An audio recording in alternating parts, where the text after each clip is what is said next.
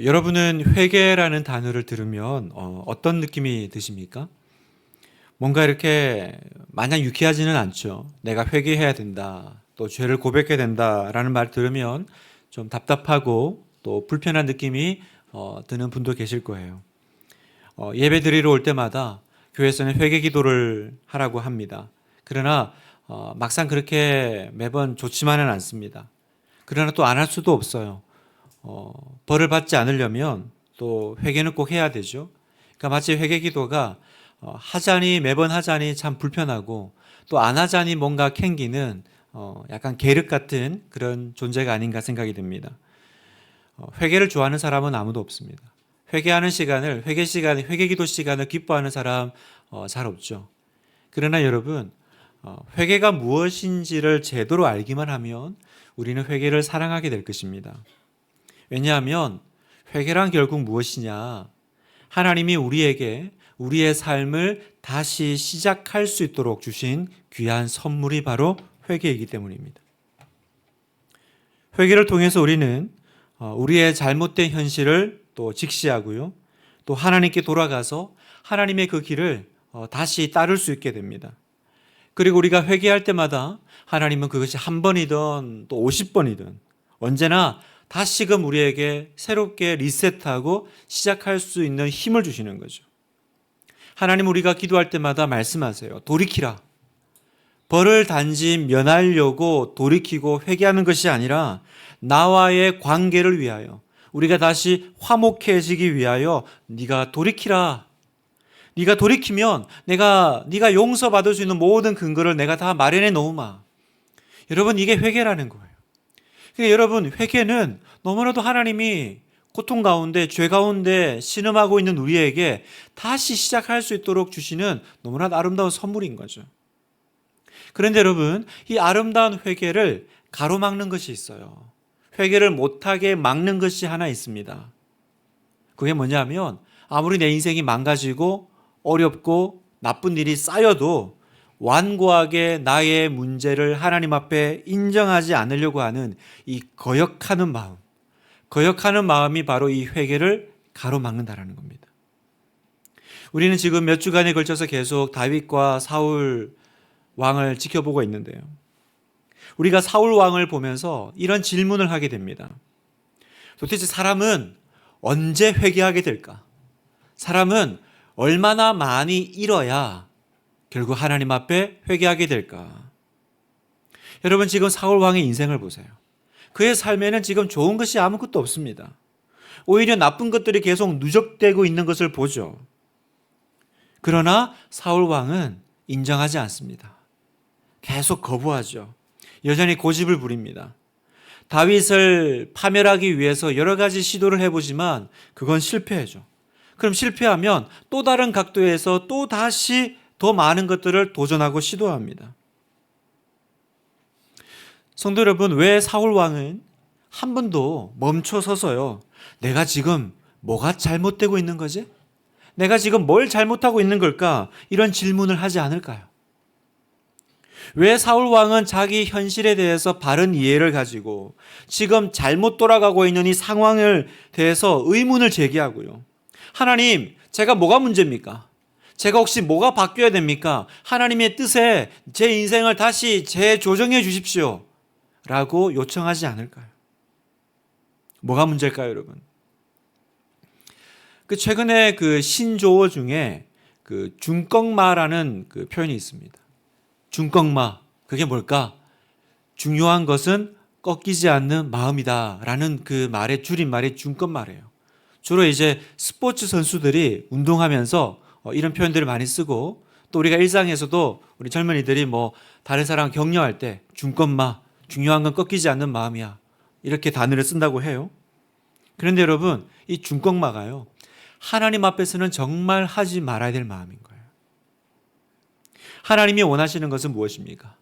하나님이 원하시는 것은 중꺽마가 아니라 꺾이는 마음이에요. 상하고 회개하는 마음을 주님이 기뻐하신다고 말씀하세요. 우리 성경을 잠시 한번 볼까요? 사무엘상 15장 23절 같이 한번 읽어보겠습니다. 이는 거역하는 것은 점치는 죄와 같고 완고한 것은 사신 우상에게 절하는 죄와 같음이라. 또 시편 51편 17절 말씀이요. 시작. 하나님께서 구하시는 제사는 상한 심령이라. 하나님이여 상하고 통회하는 마음을 주께서 멸시하지 아니하시리이다. 하나님은 어떤 마음 기뻐하신다고 말씀하세요? 하나님 앞에서 자신을 돌아보고 회개하고 돌이키는 마음, 꺾이는 마음이죠.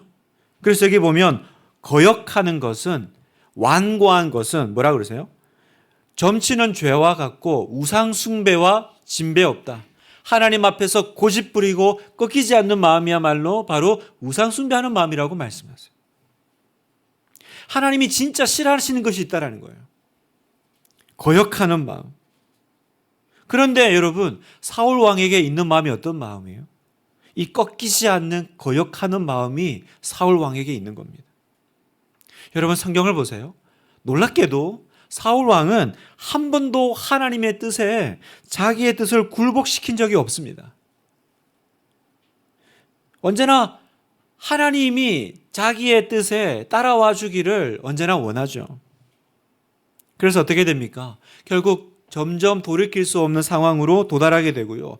그건 누구의 잘못도 아닙니다. 본인이 돌이키지 않는 그 완악한 마음이 자초한 길이에요. 성도 여러분, 사울 왕의 문제가, 진짜 문제가 여기 있고 저와 여러분의 문제가 여기 있습니다. 하나님의 뜻과 의지에 나의 마음을 맞추고 조정하지 않고 계속 내 고집을 부리는 거예요. 내 방식을 계속 유지하며 살아가기를 원하는 마음이에요. 그에 반해서 다윗은 어떤 마음의 소유자입니까? 다윗도 똑같이 어렵습니다. 자기를 죽이려고 하는 사울 왕과 매번 대치하는 상황이 있지만 그 상황마다 다윗은 항상 자기의 뜻과 의지가 아니라 하나님의 의지에 자기의 인생을 내맡깁니다. 때로는요, 자기 원수인 사울에게 직접 복수할 수 있는 기회가 찾아오기도 해요. 그러나 우리가 성경을 보면 나는 하나님이 기름 부은 왕을 내 손으로 처치하지 않겠다. 내 손을 대지 않겠다라고 결심합니다. 이게 무슨 말이에요? 나는 하나님의 뜻에 순종하겠다라는 거예요. 내 뜻은 나도 복수하고 싶죠. 나도 내 뜻대로 하고 싶죠. 그러나 그 사울을 나의 정적으로 본 것이 아니라 하나님이 기름 부으신 왕으로 봤다라는 거예요. 사울 뒤에 누굴 본 겁니까? 하나님을 보고 있는 거죠. 그러니 이 다윗과 사울이 얼마나 반대의 길을 가고 있어요. 결국 사울 왕은 지금 누구하고 싸우고 있는 겁니까? 여러분, 사울은 다윗과 싸우고 있는 것이 아닙니다. 지금 사울은 하나님과 싸우고 있는 거예요. 그 다윗을 제거하려고 하는 사울 왕의 일거수일투족은 모두 다 하나님의 권위에 대한 도전이 되고 말았습니다. 여러분, 얼마나 안타까운 일이에요. 열심히 하면 할수록 내가 하고 있는 모든 게 알고 보니까 다 하나님을 대적하는 일이래요. 성도 여러분, 우리도 그럴 수 있어요. 우리도 그럴 수 있습니다. 여러분께 묻고 싶어요. 여러분은 꺾이는 사람이십니까? 아무리 내 뜻이 분명하고 내가 옳고 내 마음에 이걸 원해도 하나님 뜻 앞에 여러분의 그 마음을 꺾을 수 있어요? 하나님은 어떤 마음 기뻐하세요? 상하고 회개하는 심령을 기뻐하신다라고 말씀하세요. 하나님의 뜻에 겸손히 무릎 꿇고 항복하는 것을 배우라라고 말씀하세요.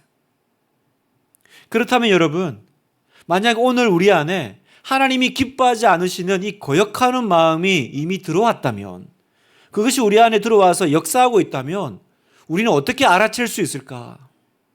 오늘 우리는 사울 왕을 통해서 이 거역하는 마음이 가지는 몇 가지 특징들을 발견하게 됩니다.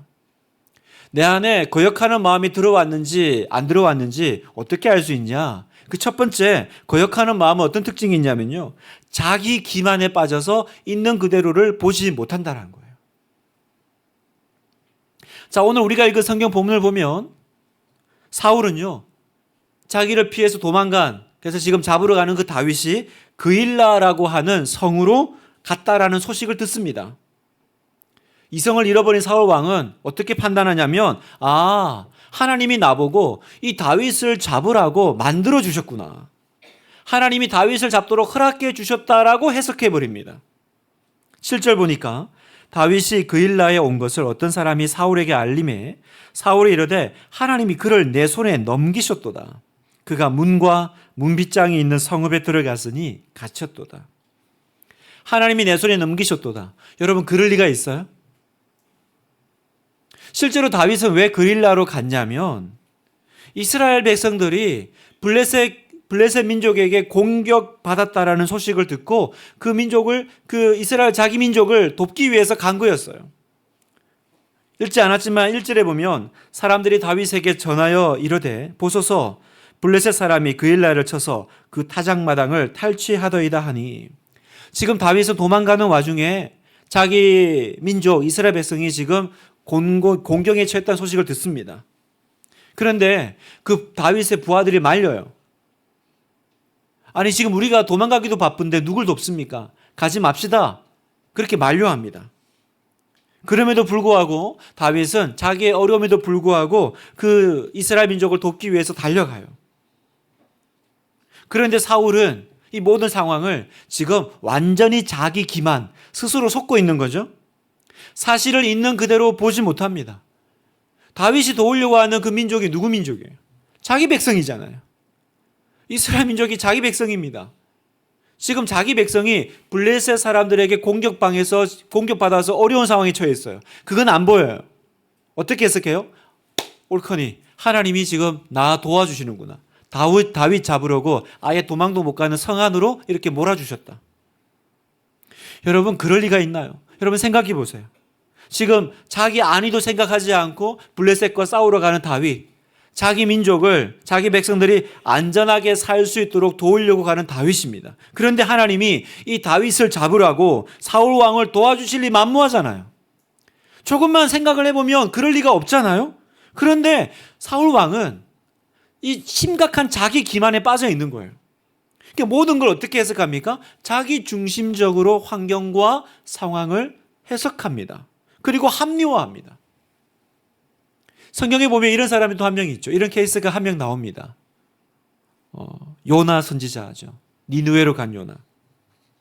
요나서 1장 3절을 한번 읽어볼까요? 시작. 그러나 요나가 여호와의 얼굴을 피하려고 일어나 다시스로 도망하려 하여 욥바로 내려갔더니 마침 다시스로 가는 배를 만난지라. 여호와의 얼굴을 피하여 그들과 함께 다시스로 가려고 뱃삭을 주고 배에 올랐더라.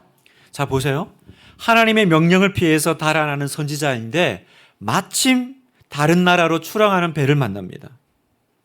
요나는 어쩌면 이게 하나님의 도우심인가 인도하심인가 라고 생각할 수 있지만 조금만 생각해 보면 그럴 리 없잖아요.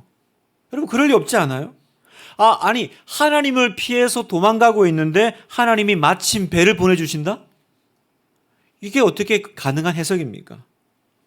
그런데 요나는 그렇게 생각할 수 있는 거예요. 마침. 여러분, 이것이 바로 자기 기만이 만들어내는, 스스로 속는 사람들이 이렇게 잘못 해석해 나가는 오류입니다. 성도 여러분, 무슨 말씀을 드리고 싶냐면 내가 지금 뭔가 나의 현실과 상황을 제대로 바라보지 못할 때가 있다면 그때가 위험할 때라는 거예요. 내 안에 무언가 하나님을 거역하고 하나님 말씀을 거역하는 마음이 들어와 있기 때문에 내 앞에서 뻔히 보이는 것들을 보지 못하고 모든 것을 자기 위주로 해석해내는 그런 잘못을 저지르라는 거죠. 여러분, 하나님의 선지자 요나도 그럴 정도인데 하물며 저와 여러분이겠어요? 그래서 여러분, 우리에게 필요한 게 뭐예요? 오늘 나에게 정말 바른 길로 인도해주고 하나님 말씀을, 내 상황을 바르게 해석해 줄 수 있는 교회가 필요한 거고 영적인 지도자가 필요한 겁니다. 내가 지금 하나님의 말씀을 이렇게 묵상하는 것이 맞는지 물어볼 수 있는 영적 공동체 안에 있을 때 그 사람은 안전한 거예요. 두 번째, 거역하는 마음의 특징 두 번째가 뭐냐면 하나님에 대한 언급은 많이 하지만 정작 기도는 하지 않는다라는 사실이에요. 여러분, 우리가 성경을 보면 사울 왕이 얼마나 기도하지 않는지는 참 신기할 정도입니다. 다윗이 그일라라는 성에 왔다라는 말을 들었을 때 그는 단번에 하나님을 언급합니다.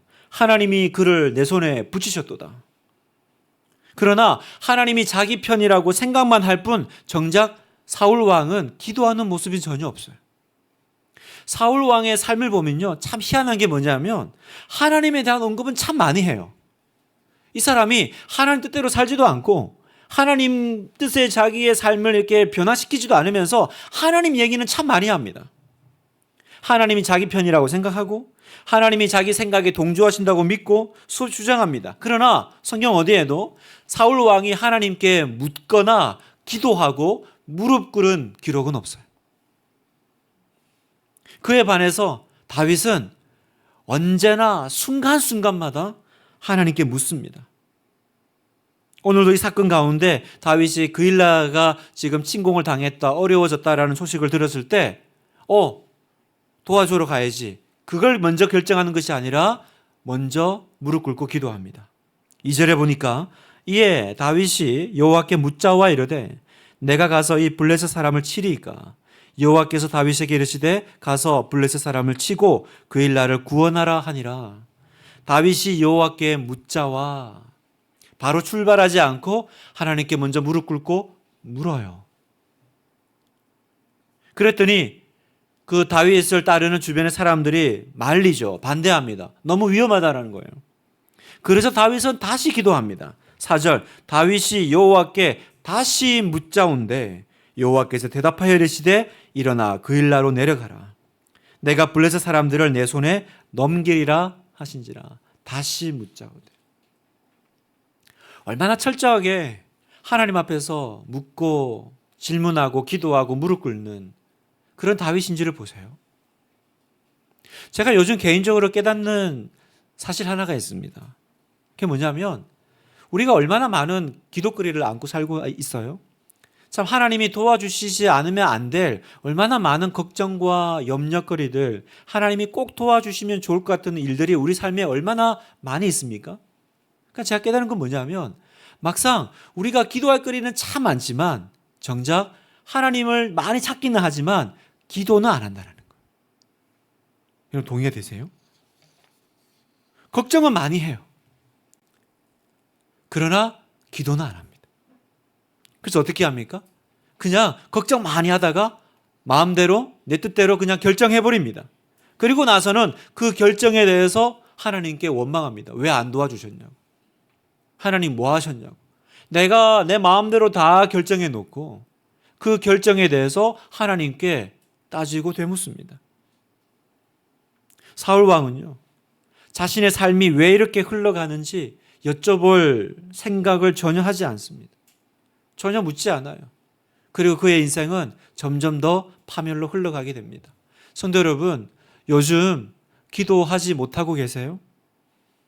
여러분 하나님 얘기도 많이 하고 기도해야 된다라는 것도 많이 알고 그러지만 정작 내가 하나님 앞에 무릎 꿇는 시간은 얼마나 됩니까? 어떻게 내가 하나님 앞에 나가고 있습니까? 여러분 하나님께 묻지 않는 것, 여러분 이것이 거역하는 마음의 본질입니다.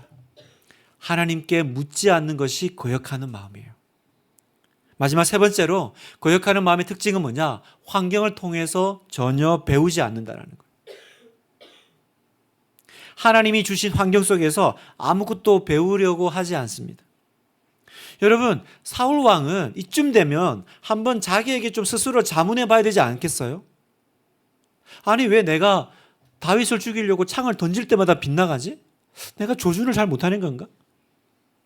내가 지금 다윗을 내 손으로 피 안 묻히고 처리하려고 블레셋 전쟁터에 내보낼 때마다 얘는 왜 맨날 승리하지? 운이 참 좋아. 밤에 잘 때 내가 덮치려고 가면 하필 또 그때 내 딸 미갈은 왜 도와줘가지고 얘가 창문으로 도망가? 역시 자식은 키우는 게 아니야. 그 제사장은 말이야 자기들만 먹을 수 있는 진설병이잖아. 그런데 그걸 왜 다윗에게 주고 하나님은 그게 원칙이 아닌데 왜 아무 말씀 안 하시지? 왜 화를 내지 않으시지?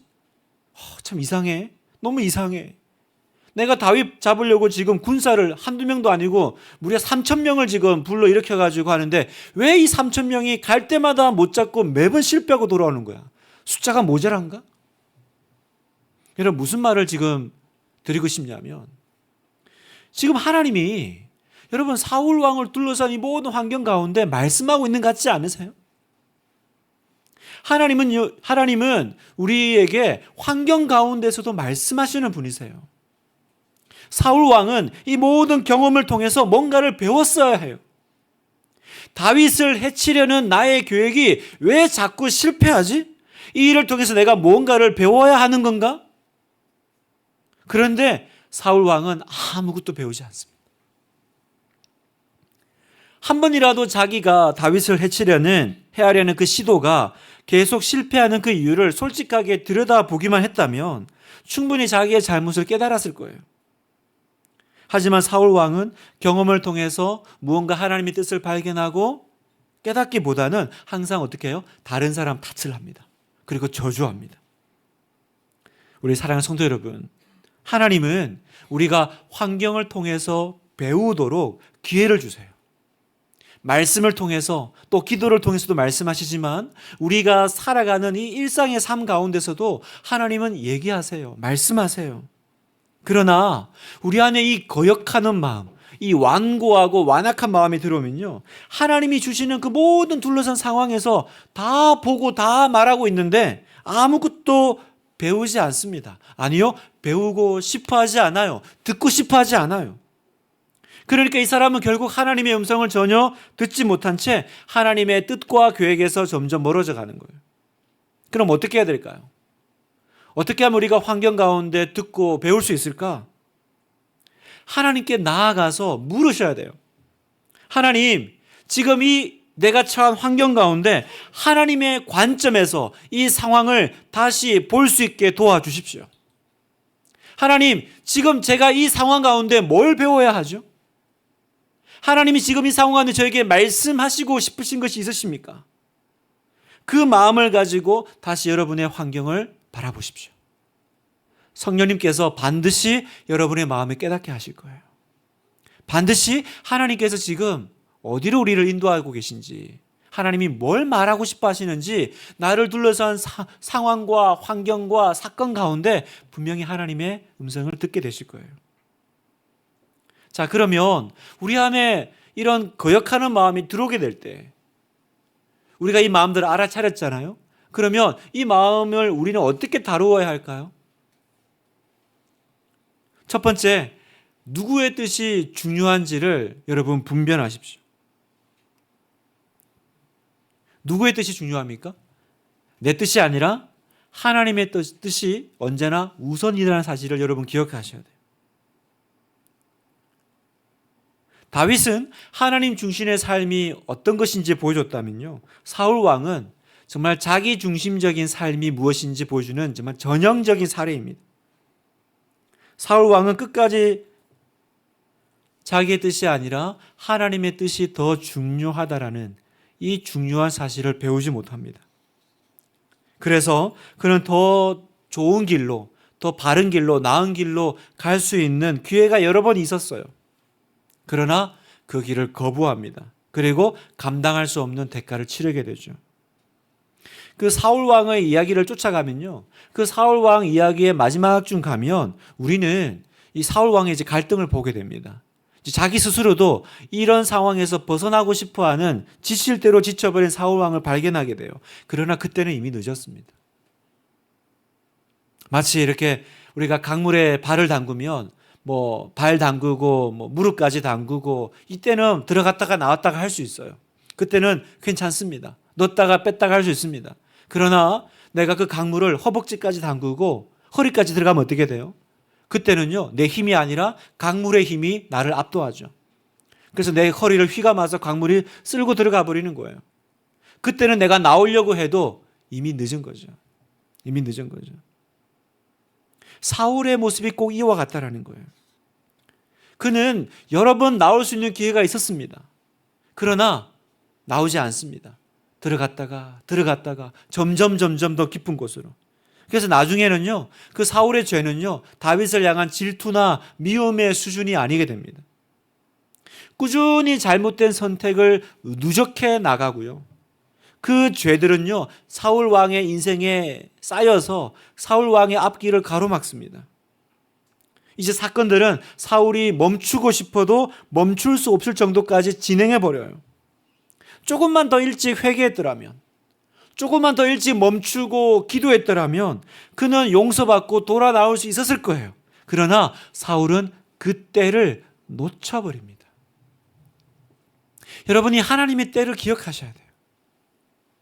내가 지금 멈추고, 내가 지금 기도하고, 내가 지금 회개할 수 있을 때가 있어요. 여러분, 그때가 언제입니까? 바로 오늘이죠. 바로 지금이죠. 여러분, 우리가 괴로운 환경을 만났을 때요, 우리에게는 언제나 두 가지 길이 있습니다. 그 환경에 푹 빠져가지고 하나님께 등 돌리고 하나님을 잘못 오해하는 길로 가든지, 아니면 내가 그 길에서 빠져나와서 다시 하나님께로 향해서 하나님께로 달려가는 길을 선택할지요. 여러분, 어떤 경우에도 하나님이 주권자세요. 어떤 경우에도 중요한 건 내 뜻이 아니라, 내 계획이 아니라 하나님의 뜻과 계획이 가장 중요한 겁니다. 우리가 이 마음을 가지고 내 삶을, 내 환경을 바라볼 때 거기에 반드시 길이 보이게 돼요. 거기에 반드시 길이 있어요. 그런데 내가 내 뜻이 우선되고 내 마음이 우선되면요, 여러분 보세요. 어디를 봐도 길이 안 보여요. 어디를 봐도 오리무정이 돼요. 답답해 미칠 지경이에요. 왜 이렇게 안 풀리는 거지? 왜 이렇게 안 되는 거지? 두 번째, 오늘의 선택이 내일을 만든다라는 걸 기억하십시오. 오늘의 선택이 내일을 만듭니다. 여러분, 미래는요, 어느 날 갑자기 우리 앞에 뚝 떨어지는 게 아닙니다. 어떻게 미래는 옵니까? 어떻게 내일은 우리에게 오죠? 오늘 내가 결정하고 쌓아가는 것들이 모여서 내일을 완성하죠. 그렇죠? 다윗과 사울 왕의 삶이 우리에게 이 사실을 보여줍니다. 다윗은 최소 12년 이상을 사울에게 쫓겨 피해 다닙니다. 그러나 다윗은 그 기간 동안에도 언제나 하나님을 위해 살기로 결정합니다. 하나님의 마음에 합당한 삶을 살기로 결정합니다. 그래서 쫓겨다니는 그 나날들이지만 그 과정에서 다윗은 지도자적인 자질을, 정치적인 식견이 엄청나게 발전되기 시작합니다. 개발되기 시작합니다. 그리고 무엇보다 그 안에 하나님을 하나님으로 두는, 그리고 그 안에 거룩한 성품이 점점 개발되기 시작해요. 그러자 하나님은 사울이 다윗에게 저지르는 죄와 어려움과 괴로움마저도 다윗을 정말 이스라엘의 참된 왕으로 만드는 도구로 사용해 버리십니다. 다윗에게는요, 그 광야의 시간은 오히려 왕으로 준비되는 시간이 되었어요. 그에 반해서 사울 왕의 삶은 어떻게 하루하루를 채워갑니까? 오로지 나의 정적인 다윗을 제거하는 것으로 자기의 삶을 채우기로 결정합니다. 그는 왜 이렇게 자기 파괴적인 방식으로 삶을 연명해 나갔을까? 바로 이 단순한 진리요. 어떤 진리? 오늘이라는 하루가 모여서 내일을 만든다라고 하는 너무 당연한 얘기잖아요. 이 단순한 진리를 사울 왕은 간과했기 때문이에요. 사울 왕 내면에도요, 이런 소리가 있지 않았을까요?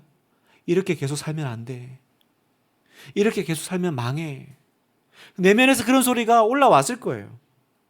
그리고 자기의 그런 삶의 모습과 패턴 때문에 지금 가족들이 고통하는 것도 보였고, 다른 공적인 일도 아니고 지금 다윗 잡아 죽이겠다고 지금 맨날 군대를 불러일으키니까 군사들은 또 얼마나 괴로워했겠으며, 또 거기에 온통 매진되니까 국사는 완전히 이제 뒷전으로 이제 밀려났을 거고, 사울 왕은 그 안에 분명히 내면의 소리가 있었을 겁니다. 그래, 맞아. 나도 이제 청산해야지. 언젠가 나도 돌아갈 거야. 하지만 지금은 아니야. 지금은 아니야. 그렇게 생각하면서 오늘을 하나님의 뜻을 거역하면서 이 하루하루를 채워나갔을 거예요. 무슨 말을 드리고 싶냐면, 사랑하는 성도 여러분, 내일이라는 눈덩이는요, 오늘이라는 눈을 굴려서 만든 결과라는 거예요. 다시 말해서 내가 지금 보세요. 오늘을 거역하는 마음으로 살아가는데 내일 하나님이 주시는 아름다운 미래가 있겠습니까? 너무 당연한 얘기잖아요. 그러니까 내가 지금 오늘 하루를 하나님의 뜻과 상관없이 하나님이 내 안에 주시는 그 성령의 음성을 거절하면서 내 뜻대로 살면서, 그러나 뭘 기대요? 내가 이렇게 살지만 어느 날 갑자기 하나님이 은혜 주실 거야. 우리 이렇게 생각하는 거예요. 갑자기 하늘에서 불 떨어져가지고 우리 가정이 확 뒤집어지고 내 인생이 뒤집어지고 뭔가 좋아질 거야. 그러면서 사울왕같이 오늘은 뭐예요? 내가 원하는 거 하면서 살고 있는 거예요. 여러분, 이 단순한 진리가 의외로 많은 성도님들 안에서 간과되면서 우리 성도님들이 그렇게 사는 분들이 너무 많아요. 오늘 기도하지 않아요. 오늘 묵상하지 않아요. 오늘 하나님 앞에 엎드리지 않아요. 그러나 내일 뭔가 좋은 일이 있을 거라고 기대하는 거. 여러분 기억하세요. 내일이라는 눈덩이는 오늘의 눈을 굴려서 만들어가는 거라는 겁니다. 하나님이 축복하실 내일을 기대하고 계십니까? 그러면 이 오늘을, 이 거역하는 마음을 해결받고 회개하고 주님 앞에 돌아가는 하루로 채워가시기를 축복합니다. 말씀을 마무리하면서요, 여러분, 사울 왕이 하나님을 거역하고 그 인생에 나타난 그 결과들을 보면서 우리가 깨닫는 것이 있습니다. 성경은 우리에게 지속적으로 무엇을 말씀하고 계세요? 하나님의 뜻과 하나님과 싸우는 것이 얼마나 무익한 일인지 사울 왕의 전 생애를 통해서 우리에게 가르쳐주고 계세요. 사울 왕이 다윗을 공격하면 할수록 그 사건 뒤에서 하나님은 더 선명하게 역사하시죠. 하나님의 뜻은 더 분명하게 드러날 뿐입니다. 여러분, 그 무엇도 하나님을 이길 수가 없어요. 하나님은 사울의 죄마저도 그분의 목적을 이루는 데 사용하셨습니다. 하나님의 뜻을 이기는 것은 아무것도 없다라는 말입니다. 그러면 여러분, 사울 왕이 이 자신의 이 무력함과 이 죄악된 상황에서 벗어날 수 있는 길은 단 하나죠. 그건 하나님과 계속해서 줄다리기 하거나 하나님을 이겨먹는 것이 아니에요. 사울이 이 상황에서 벗어날 수 있는 길은 단 하나, 어서 속히 뭐예요? 거역하는 마음을 버리고 하나님 잘못했습니다 인정하고 돌아와서 나의 잘못된 삶을 내가 다시 수정해야 되는 것입니다. 여러분, 이 근본적인 회개 없이 하나님께로 돌아가고 하나님이 내 삶을 변화시키는 것은 불가능해요. 성도 여러분, 잘못된 길을 선택했다고 다 멸망하는 것은 아닙니다. 그러나 내가 구원받기를 원해요? 그러면 올바른 길로 내가 되돌아 나와야 합니다. 잘못된 것은 바로 잡을 수 있어요. 어떻게 바로 잡습니까? 그건 시간이 해결해 주지 않아요, 여러분. 그냥 있다 보면 해결되는 게 아니라 어디서부터 잘못되었는지 그 지점을 발견하고요, 그곳으로 돌아가서 그것을 다시 내가 새롭게 해야 합니다. 계시록 2장 5절의 말씀 같이 한번 읽어보겠습니다. 시작. 그러므로 어디서 떨어졌는지를 생각하고 회개하여 처음 행위를 가지라. 만일 그리하지 아니하고 회개하지 아니하면 내가 내게 가서 내 촛대를 그 자리에서 옮기리라. 여러분, 내가 구원받기를 원하십니까? 내 삶이 다시 새롭게 되기를 원하십니까? 여러분, 근본적인 회개, 돌이킴 없이는 하나님의 구원이 임할 수가 없어요. 여러분, 그 구원은 무엇입니까? 그냥 시간이 해결해 줄 거라고 생각하고 가만히 기다리고 있는 것이 아니라 어디서 떨어졌는지를 생각하고 회개하여 자신의 잘못을 발견하고 되돌아 나와야 합니다. 내가 지금 계속 잘못된 길을 걸어가면서 구원받을 수는 없어요. 우리 사랑하는 성도 여러분, 오늘 지금 어떤 마음 위에 서 계세요? 하나님이 무엇을 원하시는지 알고 있으면서도 불구하고 여전히 그 마음을 억누르고 또 외면하면서 계속 이 잘못된 길을 걸어가고 계시진 않아요? 이 길을 걸어가면서 막연하게 언젠가 하나님이 나를 구원해 주시겠지, 언젠가 하나님이 내가 지금 이 길을 가고 있지만 나를 돌이켜 주시겠지. 여러분, 그렇게 사울 왕의 길을 걸어가고 계시지 않나요? 여러분, 그걸 성경은 뭐라고 말씀하고 있어요? 거역하는 마음이라는 거예요. 완고한 마음. 여러분, 그 길을 계속 걸어가지 마십시오. 되돌아 나오셔야 돼요. 되돌아 나오셔야 돼요. 회개하고 돌아오셔야 돼요. 여기 돌아오면 주님께서 모든 것을 새롭게 하려고 기다리고 계십니다. 우리에게 필요한 건 뭐예요? 상하고 회개하는 심령뿐입니다. 시편 51편 17절을 우리 마지막으로 다시 한번 읽고 우리 한번 기도하기로 원합니다. 함께 읽겠습니다. 시작. 하나님께서 구하시는 제사는 상한 심령이라. 하나님이여 상하고 통회하는 마음을 주께서 멸시하지 아니하시리다. 아멘. 하나님께서 구하시는 것은 상한 심령이라.